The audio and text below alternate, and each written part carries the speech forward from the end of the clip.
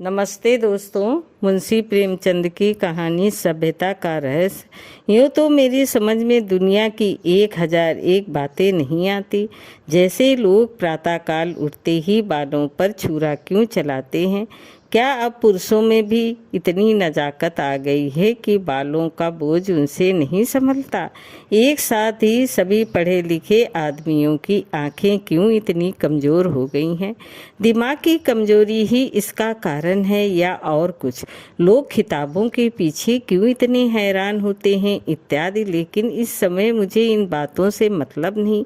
मेरे मन में एक नया प्रश्न उठ रहा है और उसका जवाब मुझे कोई नहीं देता। प्रश्न ये है कि सभ्य कौन है और असभ्य कौन।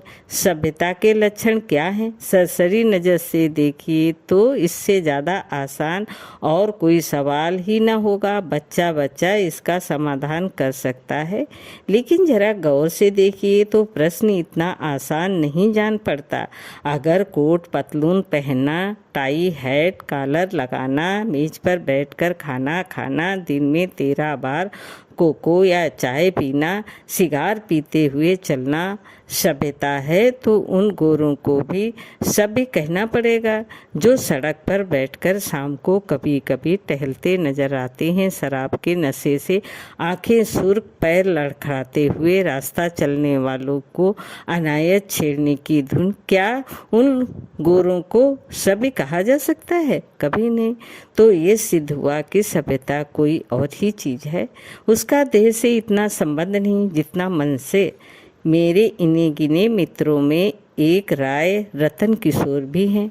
आप बहुत ही सहृदय, बहुत ही उदार, बहुत शिक्षित और एक बड़े ओहदेदार हैं। बहुत अच्छा वेतन पाने पर भी उनकी आमदनी खर्च के लिए काफ़ी नहीं होती। 1/4 वेतन तो बंगले की ही भेंट हो जाती है। इसलिए आप बहुधा चिंतित रहते हैं। रिश्वत तो नहीं लेते, कम से कम मैं नहीं जानता। हालांकि कहने वाले कहते हैं, लेकिन इतना जानता हूँ कि वो भत्ता बढ़ाने के लिए दौरे पर बहुत रहते हैं। यहाँ तक कि इसके लिए हर साल बजट की किसी दूसरे मद से रुपये निकालने पड़ते हैं। उनके अफसर कहते हैं, इतने दौरे क्यों करते हो? तो जवाब देते हैं, इस जिले का काम ही ऐसा है कि जब तक खूब दौरे न किए जाएं रियाए शांत नहीं रह सकती। लेकिन मज़ा तो ये है कि राय साहब उतने दौरे वास्तव में नहीं करते जितने कि अपने रोज नामचे में लिखते हैं।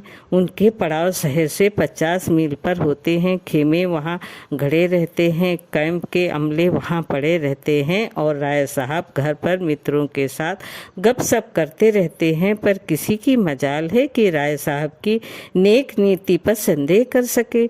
उनके सभ्य पुरुष होने में किसी को शंका नहीं हो सकती। एक दिन मैं उनसे मिलने गया। उस समय वो अपने घसियारे दमड़ी को डांट रहे थे। दमड़ी रात दिन का नौकर था, लेकिन घर रोटी खाने जाया करता था। उसका घर थोड़ी ही दूर पर एक गांव में था। कल रात को किसी कारण से यहाँ ना आ सका, इसलिए डांट पड़ रही थी। राय साहब, जब हम तुम्हें रात दिन के लिए रखे हुए हैं तो तुम घर पर क्यों रहे? कल के पैसे कट जाएंगे। दमड़ी, हुजूर एक मेहमान आ गए थे, इसी से ना आ सका। राय साहब, तो कल के पैसे उसी मेहमान से लो। दमड़ी, सरकार अब कभी ऐसी खता न होगी। राय साहब, बक बक मत करो। दमड़ी, हुजूर। राय साहब, 2 रुपये जुर्माना। दमड़ी रोता चला गया। रोजा बख्शने आया था, नमाज गले पड़ गई, 2 रुपये जुर्माना ठुक गया। खता यही थी कि बेचारा कसूर माफ़ कराना चाहता था। ये एक रात को गैर हाजिरी होने की सज़ा थी। बेचारा दिन भर का काम कर चुका था, रात को यहाँ सोया ना था, उसका दंड।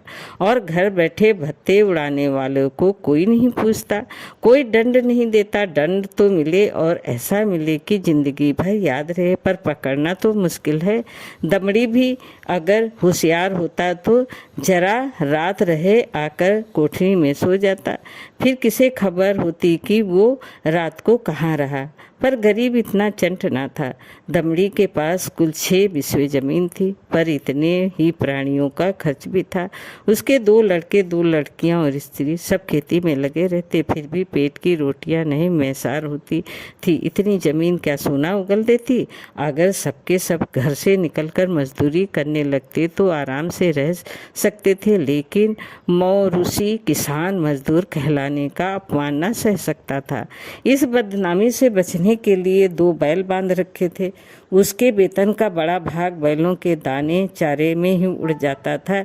ये सारी तकलीफें मंजूर थी, पर खेती छोड़कर मजदूर बना जाना मंजूर न था। किसान की जो प्रतिष्ठा वो कहीं मजदूर की हो सकती थी, चाहे वो रुपया रोज ही क्यों न कमाए।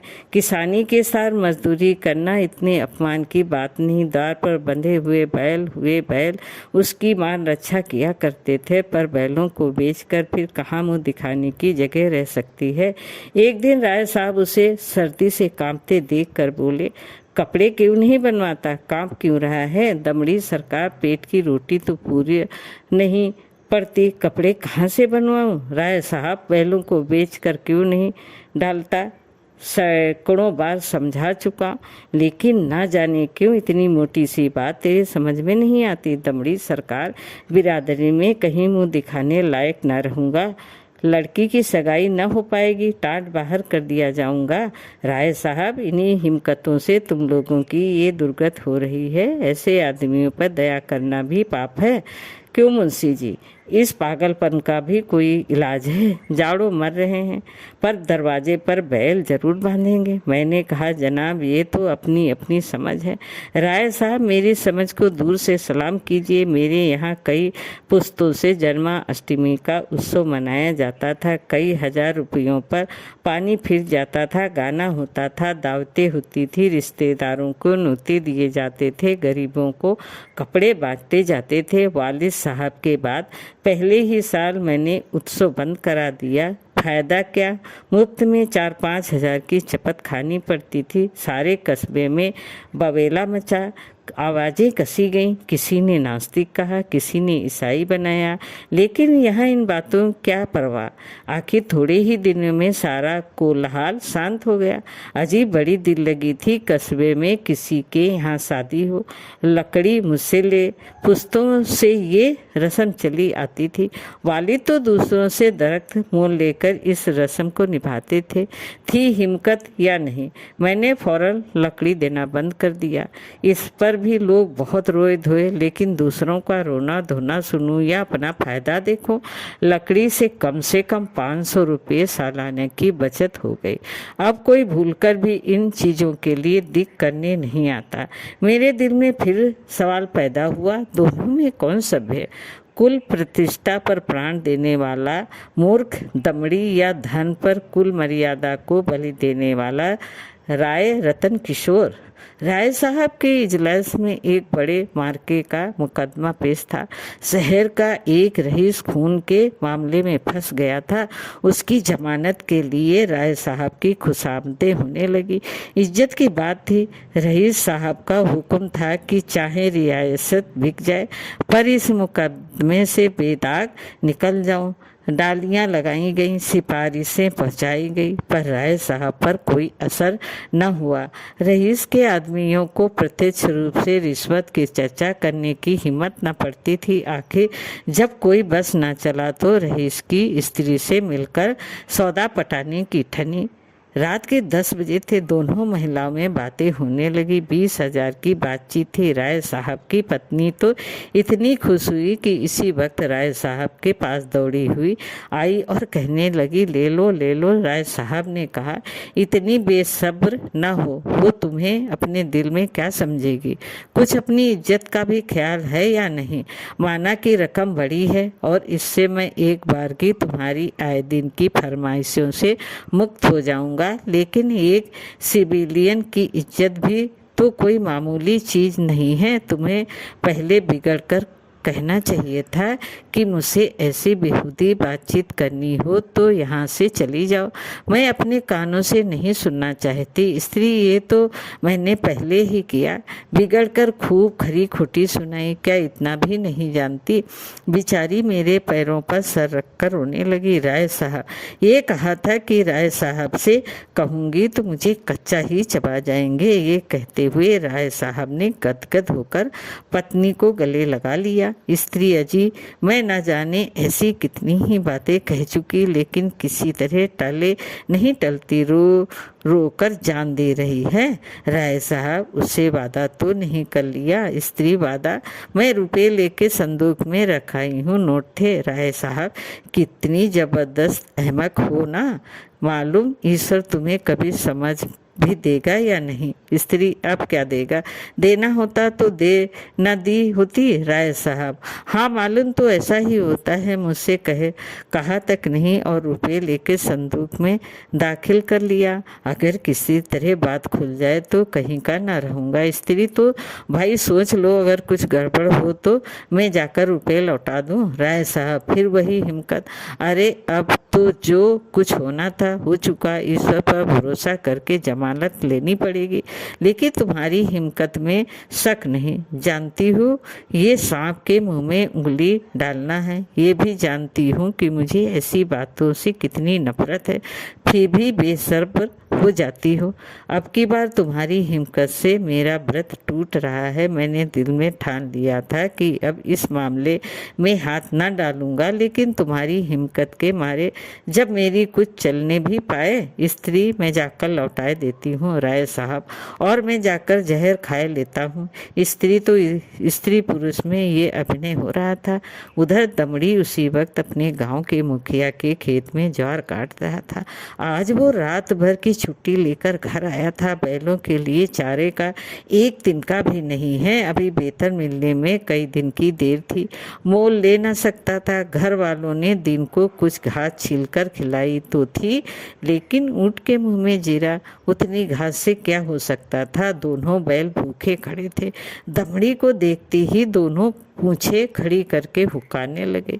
जब वो पास गया तो दोनों उसकी हथेलियां चाटने लगे। बेचारा दमड़ी मन ममोस कर रह गया। सोचा, इस वक्त तो कुछ हो नहीं सकता, सवेरे किसी को कुछ उधार लेकर चारा लाऊंगा। लेकिन जब 11 बजे रात उसकी आंखें खुली तो देखा दोनों बैल अभी तक नांद पर खड़े हैं। चांदनी रात थी। दमड़ी को जान पड़ा कि दोनों उसकी ओर उपेक्षा और याचना की दृष्टि से देख रहे हैं। उनकी क्षुधा वेदना देखकर उसकी आंखें सजल हो गईं। किसान को अपने बैल अपने लड़कों की तरह प्यारे होते हैं। वो उन्हें पशु नहीं, अपना मित्र और सहायक समझता है। बैलों को भूखे खड़े देखकर नींद आंखों से भाग गई। कुछ सोचता हुआ उठा, हंसिया निकाली और चारे की फिक्र में चला। गांव के बाहर बाजरे और ज्वार के खेत खड़े थे। दमड़ी के हाथ कांपने लगे, लेकिन बैलों की याद ने उसे उत्तेजित कर दिया। चाहता तो कई बोझा काट सकता था, लेकिन वो चोरी करते हुए भी चोर ना था। उसने केवल उतना ही चारा काटा जितना बैलों को रात भर के लिए काफ़ी हो। सोचा, अगर किसी ने देख भी लिया तो उससे कह दूंगा बैल भूखे थे इसलिए काट लिया। उसे विश्वास था कि थोड़े से चारे के लिए कोई मुझे पकड़ नहीं सकता। मैं कुछ बेचने के लिए तो काट नहीं रहा हूँ, फिर ऐसा निर्दयी कौन है जो मुझे पकड़ ले? बहुत करेगा, अपने दाम ले लेगा। उसने बहुत सोचा। चारे का थोड़ा होना ही उसे चोरी के अपराध से बचाने को काफ़ी था। चोर उतना काटता है जितना उससे उठ सकता है। उसे किसी के फायदे और नुकसान से क्या मतलब? गांव के लोग दमड़ी को चारा लिए जाते देखकर बिगड़ते जरूर, पर कोई चोरी के इंजाम में न फंसाता। लेकिन सहयोग से हल्के के थाने का सिपाही उधर जा निकला। वो पड़ोस के एक बनिए के यहाँ जुआ होने की खबर पाकर कुछ ऐंठने की टोह में आया था। दमड़ी को चारा सिर पर उठाते देखा तो संदेह हुआ, इतनी रात गए कौन चारा काटता है, हो न हो कोई चोरी से काट रहा है। डांट कर बोला, कौन चारा लिए जाता है, खड़ा रहे। दमड़ी ने चौंक कर पीछे देखा तो पुलिस का सिपाही हाथ पांव फूल गए। कांपते हुए बोला, हुजूर थोड़ा सा काटा है, देख लीजिए। सिपाही, थोड़ा काटा हो या बहुत, है तो चोरी, खेत किसका है? दमड़ी बलदेव महंतों का। सिपाही ने समझा था शिकार फंसा, इससे कुछ ऐंठेगा, लेकिन वहाँ क्या रखा था, पकड़कर गांव में लाया, और जब वहाँ भी कुछ हत्थे न चढ़ा न दिखाई दिया तो थाने ले गया। थानेदार ने चालान कर दिया।